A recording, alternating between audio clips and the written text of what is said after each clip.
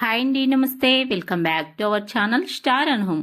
ఎప్పుడు చేసుకునేలా ఉప్మా రవ్వతో అయితే ఉప్మానే కాకుండా ఇలా కొత్త కొత్త రెసిపీస్ అయితే చేసి పెట్టండి. పిల్లలకైనా సరే పెద్దవాళ్ళకైనా సరే చాలా చాలా బాగా నచ్చుతాయి. ఇప్పుడు వీడియోలోకి అయితే వెళ్ళిపోదాం.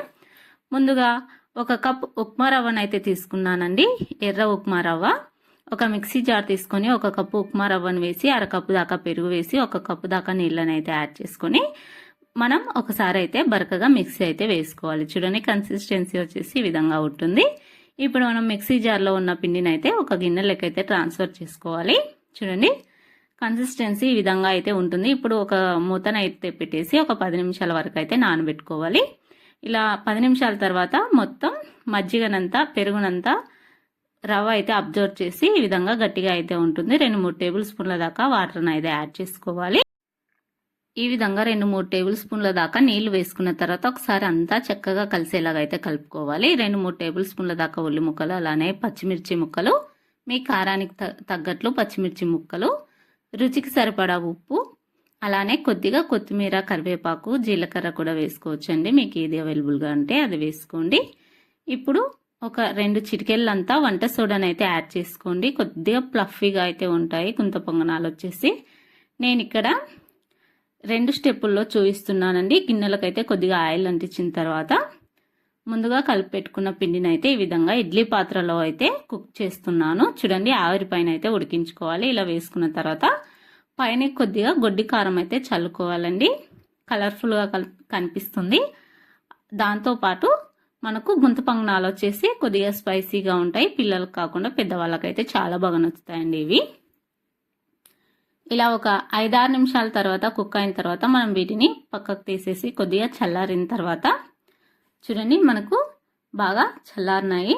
ఇప్పుడు పక్కకు అయితే తీసేసుకొని ఒక కత్తితో అయితే మనం కత్తిని అయితే వాటర్లో అద్దుకోవాలండి. చాలా ఈజీగా అయితే ఉడొచ్చేస్తాయి, లేదంటే రావండి.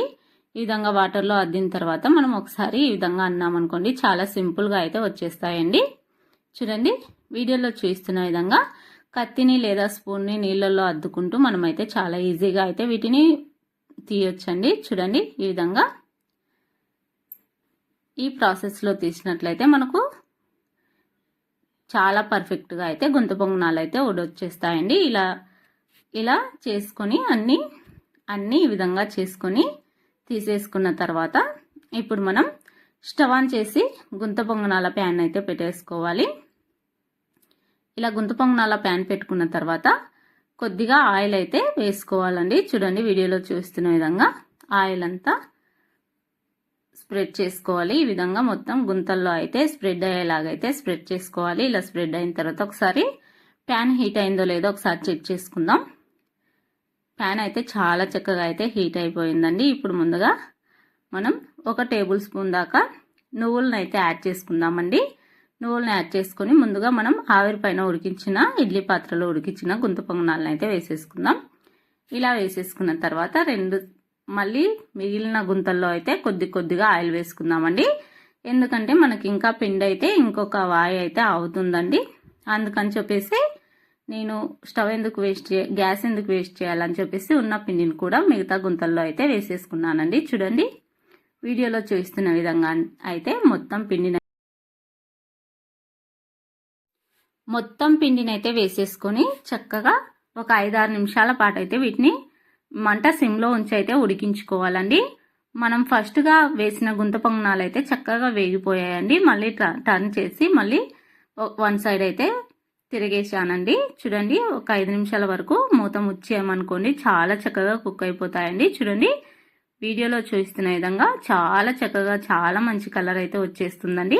వీటిని కూడా ఒక 5 నిమిషాల వరకు మూత పెట్టేసి అయితే మంట సిమ్లో ఉంచుకుంటూ మీడియంలో ఉంచుకుంటూ చక్కగా వేయించుకోవాలండి. చూడండి, వీడియోలో చాలా బాగా అయితే కనిపిస్తుందండి. చాలా ఈజీగా ప్రిపేర్ చేసుకోవచ్చండి. మనం అప్పటికప్పుడు ఏమి టిఫిన్ పిండి లేనప్పుడు ఇలా ఉప్మా ఉన్నప్పుడు ఇంట్లో వాళ్ళైతే అస్సలు ఉప్మా తినారండి. ఇలా కొత్తగా ట్రై చేయండి, చాలా చాలా బాగుంటాయండి. కొన్ని ఆనియన్స్, పచ్చిమిర్చీలు ఎక్కువ వేసుకున్నాం అనుకోండి, టేస్ట్ అయితే సూపర్గా ఉంటుందండి. అస్సలు మీ ఇంట్లో వాళ్ళైతే అస్సలు నెక్స్ట్ టైం కూడా మళ్ళీ ఇవే చేసి పెట్టని పిల్లలు కూడా అడుగుతారండి. అంత బాగుంటాయి. చూడండి, మనకు ఇడ్లీలో కుక్ చేసుకున్న ఇవి కూడా చాలా చాలా బాగా వచ్చాయండి. చూస్తుంటేనే నోరు ఊరేటట్లుగా వచ్చాయి. చూడండి ఎంత చక్కగా వచ్చాయో. మీరు కూడా ఇలా ట్రై చేయండి. ఇప్పుడు మనం ముందుగా ఈ విధంగా అన్నీ కూడా ఇదే విధంగా అయితే చేసుకోవచ్చండి. ముందుగా మనమైతే గుంత పొంగనాలు ఇంకా కొన్ని ప్యాన్లో వదిలేసాం కదండి, వాటిని ఒకసారి మూత తీసి చెక్ చేసుకుందామండి. మనకు చక్కగా అయితే కుక్ అయిపోయాయి. చూడండి ఇదే విధంగా మిగతా పిండిని కూడా మనం వేసుకోవచ్చండి. చూడండి అన్నీ కూడా తీసి ఒక ప్లేట్లో సర్వ్ చేసుకున్నట్లయితే సూపర్గా ఉంటాయండి. చూడండి మనం ఉప్మా రవ్వతో ఉప్మానే కాకుండా ఇలా కొత్త కొత్త రెసిపీ చేసుకున్నట్లయితే పిల్లలకైనా సరే పెద్దవాళ్ళకైనా సరే చాలా నచ్చుతాయండి. మీకు నచ్చిన చట్నీతో అయితే సర్వ్ చేసుకోండి. ఈ వీడియో అయితే ఇంతేనండి. ఉప్మా రవ్వతో చేసిన ఈ గుంత పొంగనాలు మీకు నచ్చినట్లయితే వీడియోని లైక్ చేసి షేర్ చేసి ఇలాంటి మరిన్ని కొత్త కొత్త రెసిపీస్ కోసం మన ఛానల్ని సబ్స్క్రైబ్ చేసి సపోర్ట్ చేయండి. Thank you for watching friends.